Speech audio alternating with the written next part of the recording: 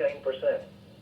The wind was west at 21 miles an hour, gusting to 31, producing a wind chill of 13, and the pressure was 30.02 inches and rising. Elsewhere in the metro area,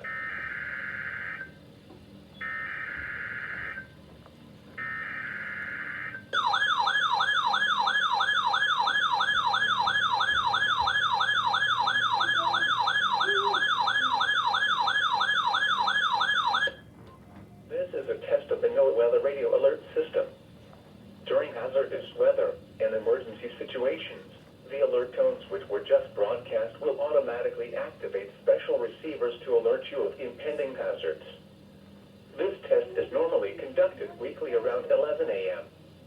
If hazardous weather is imminent or occurring, the test may be canceled. To provide the most consistent warning service possible, the alert tones will only be activated for the following counties in the KXI-70 listening area in Illinois, Jersey, Calhoun, Greene, Macoupin, Madison.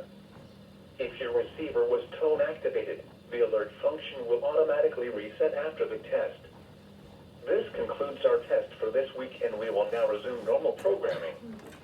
Thank you.